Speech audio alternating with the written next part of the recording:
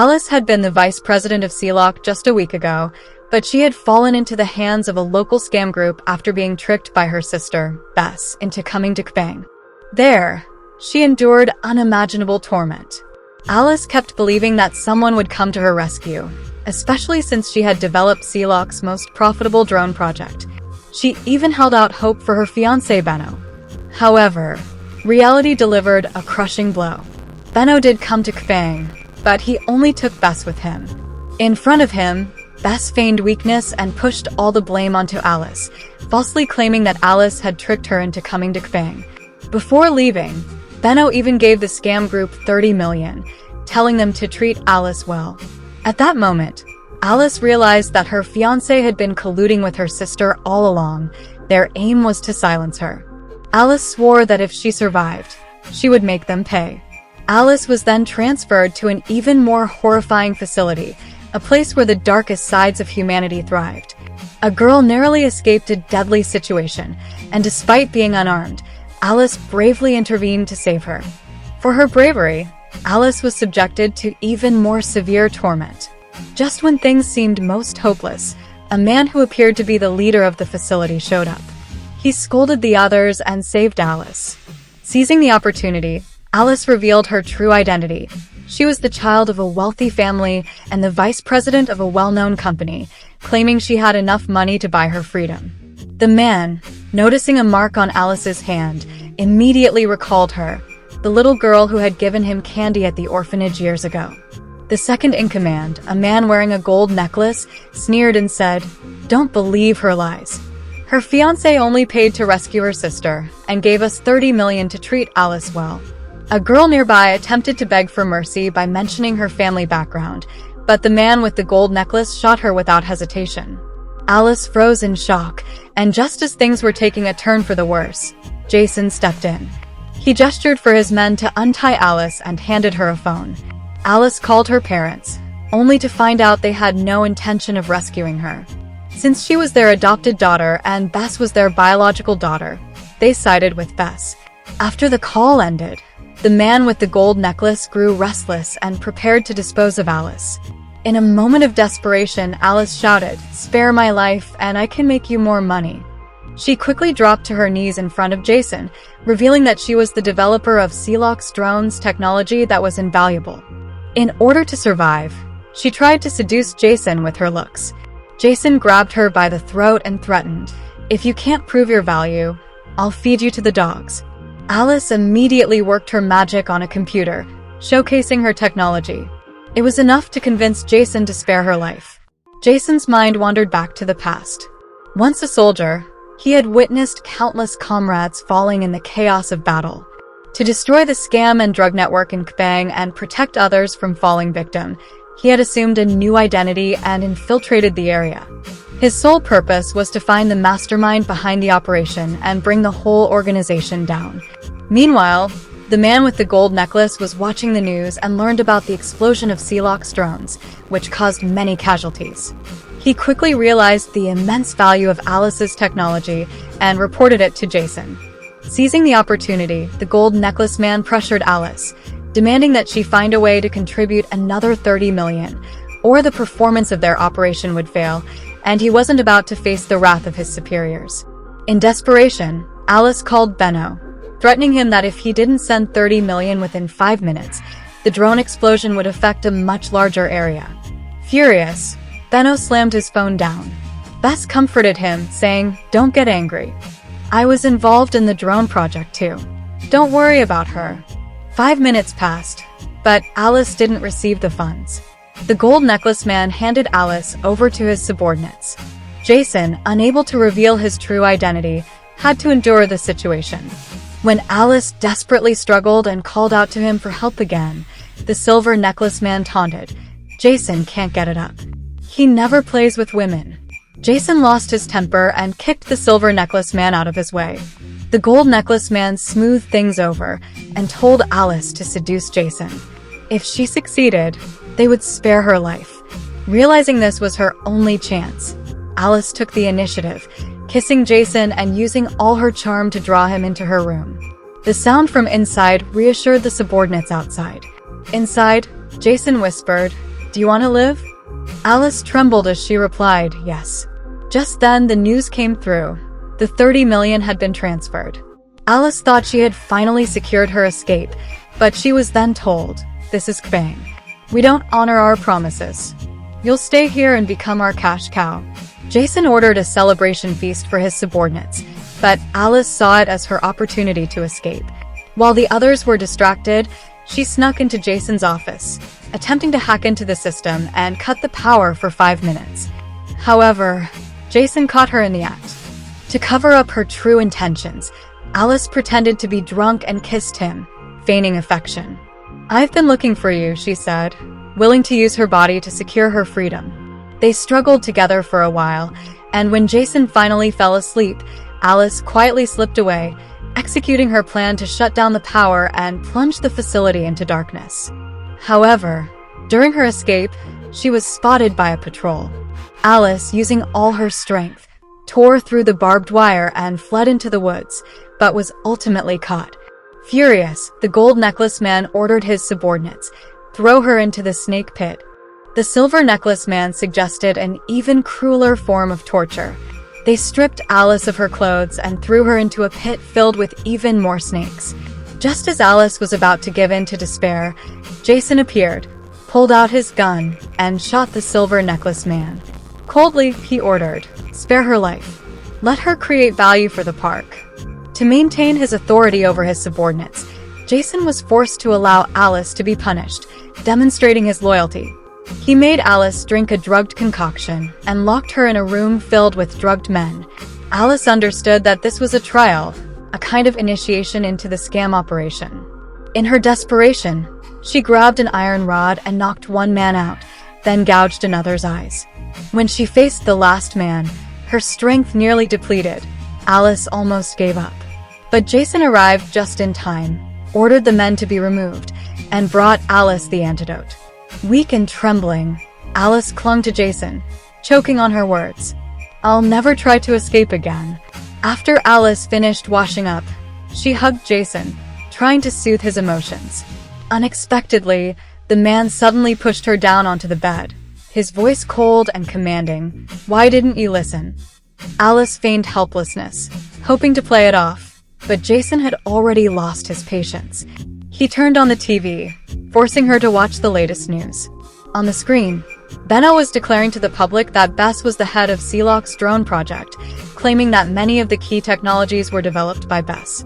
He also placed the blame for the drone explosion squarely on Alice, accusing her of sabotaging her sister out of jealousy. Alice was filled with rage upon learning they had stolen her achievements. Her eyes burned with hatred, and she quietly vowed, I will make them wish they were never born. Jason mocked Alice, claiming that she had already outlived her usefulness to the park. To stay alive, Alice took the initiative to seduce him, suggesting that she could upgrade the park security system and mass-produce a new type of drone to prove her value. She whispered, whatever you want, I can give it to you. Jason kissed her fiercely, then coldly ordered, no more games. That night, they tangled together, unable to stop. Since Alice had aligned herself with Jason, no one dared to challenge her in the park. However, the silver necklace man, foolishly daring, threw soup at Alice, only to be kicked away by Jason. He fell to the ground, bowing and begging for forgiveness. The gold necklace man, witnessing this, darkened his face and reminded Alice not to get too cocky. Silver Necklace brought in millions of dollars in revenue for the park every month. Alice, uninterested, simply led Jason to see her latest work. The upgraded security system was impenetrable, with electric fences surrounding the park. The drones were now capable of transporting 2 kilograms of goods and had a self-destruct function to destroy evidence in case they were captured by the police. Seeing this, the gold necklace man immediately suggested to Jason, as long as we keep her satisfied, we can go to the second park and live a life of luxury. Alice seized the opportunity to propose that Jason take her shopping outside the park, hiding her escape plan. In the mall fitting room, she took advantage of the situation while flirting with him to steal his wallet, then wrote a distress message on a piece of paper. Alice tried to bribe a street vendor using the money in Jason's wallet, but because the vendor only accepted Kbang currency, her attempt failed. During a moment of chaos, she was bumped by a passerby, and the money fell out of her wallet. When the passerby returned it, the gold necklace man appeared, snatching the wallet away. Alice's heart raced, but she tried not to show any signs of panic. Later, while shopping, the gold necklace man noticed the vendor refusing to accept the money because it had been stained with food. He found the distress note hidden between the bills. With a smug grin, he took both Alice and Jason to the dungeon. Jason was injected with a sedative and hooked up to a lie detector for interrogation. Alice overheard some key information. Jason had come from Sunshine Orphanage and immediately remembered that he was the boy she had given candy to years ago. His name was the same. Jason successfully passed the interrogation, and the crisis was temporarily averted. But when it was Alice's turn to be interrogated, the gold necklace man had to leave due to a situation in the park involving an escape attempt. When Alice woke up, she found herself lying in Jason's arms. He whispered a warning, "You didn't say anything you shouldn't, but I know you're thinking of escaping again." As the sounds of the listeners approached, Jason kissed Alice passionately to cover up the tension. Just then, the silver necklace man barged in, mocking, "You still have time for women?" Alice played along, acting arrogantly, and ultimately, the silver necklace man led them away to deal with the escapee. Jason's crisis was temporarily averted, and the gold necklace man, now fully acknowledging Jason's authority, called him boss again. However, the real escapee turned out to be Jason's teammate. Realizing that his mission might fail, Jason made the decision to get captured on purpose. He admitted that the money was his, while the escapee pretended to harbor hatred for Jason, blaming him for everything.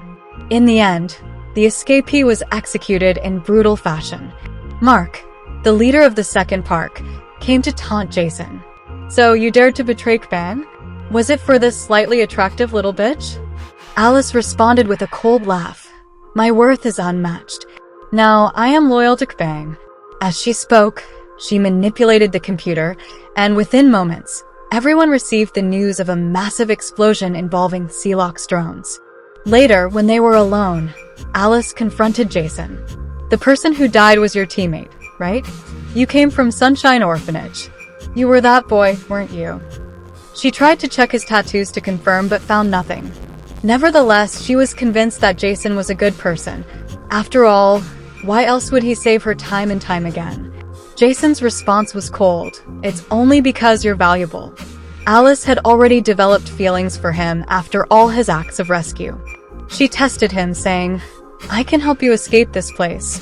Jason suppressed his emotions and coldly replied, "The weak can't escape Kbang. You're too weak." Alice refused to let him go, whether it was out of love or to use his power. She clung to his leg, declaring firmly, "I'll prove that I'm not weak." Jason ordered his men to lock Alice up in a dungeon filled with corpses, his voice as cold as ice. "You say you're not weak. Let's see how brave you really are." Moments later, Alice, unable to endure the suffocating atmosphere, screamed, "Your target is 1 billion short, right? I can help you reach it." Alice knew that the drone explosion had put Benno on the brink of losing his position, facing a public relations crisis and pressure from the board. She called him and offered to help him out of the mess, with the condition that he wire 2 billion immediately. Although Benno was furious, he chose to compromise to avoid his downfall, transferring the money even though he was on the verge of bankruptcy. To avoid complete ruin, he would have to accept a larger company's investment. A month later, Alice successfully completed the new drone. As night fell, they shared a passionate moment to cover up the tension before the mission. Under the cover of darkness, they ventured into the woods, successfully launching the drone and pretending to be involved in a field exercise to conceal their actions. However, the gold necklace man's subordinates soon discovered the chip left behind in the woods. The gold necklace man confronted Jason with the chip, but Alice and Jason had already planned everything. Jason smirked, "This chip has already been used. Are you trying to frame me?" Before the gold necklace man could react, Jason decisively ended his life. Alice and Jason boarded a luxurious cruise ship, preparing for a grand event hosted by the shadowy leaders of Kbang. They secretly plotted their next moves while exchanging playful banter and dreaming of a future together. But when Alice came face to face with the mastermind behind it all, she recognized William, the man who had once pursued her, only to be rejected in favor of Benno. To her surprise, he was the son of Basha, a wealthy philanthropist who was known for her charitable endeavors. William openly humiliated Alice, but she responded with charm, coyly leaning in to show him the 3 billion kbang had earned from the drone project she had developed. She played her part, gaining his trust. As the gala began, Alice changed into a stunning gown and concealed the drone's remote detonation device, waiting for the signal to strike. Meanwhile, Silver Necklace had revealed Jason's true identity as an undercover agent. William immediately ordered his capture. When the Coast Guard drew closer, Alice triggered the explosion signal on the cruise, and she and Jason made a daring escape. Back at Sealock, the company was preparing to welcome an investment from Basha, but the matriarch insisted on meeting Alice first, seeing through the incompetence of Bess, who had only bought her degree. In a dramatic twist, Alice appeared at the gala with Jason, publicly exposing Benno and Bess's crimes. Furious, Benno tried to attack Alice, but Jason swiftly intervened, breaking his hand with a single blow. Basha, realizing the danger Kbang was in, was quickly informed that William had been killed and Kbang had fallen into chaos. She immediately left, but not before Alice revealed to the board the truth about Beja's son. "You were almost working with terrorists. Beja's son is the founder of Kbang," Alice declared. With the loss of their investor, Benno went bankrupt. As he spiraled, Bess tried to console him, suggesting they capture Alice and offer her to Basha in exchange for investment. However, Alice and Jason celebrated the success of their operation aboard the cruise, sharing a passionate kiss and relishing in the peace they had earned for one night. But the next day, Bess, along with a group of henchmen, captured Alice. Benno tried to assault her, but Jason arrived just in time, ordering his men to imprison Benno and arrest Bess. Basha, however, met her end in the explosion orchestrated by Alice and Jason.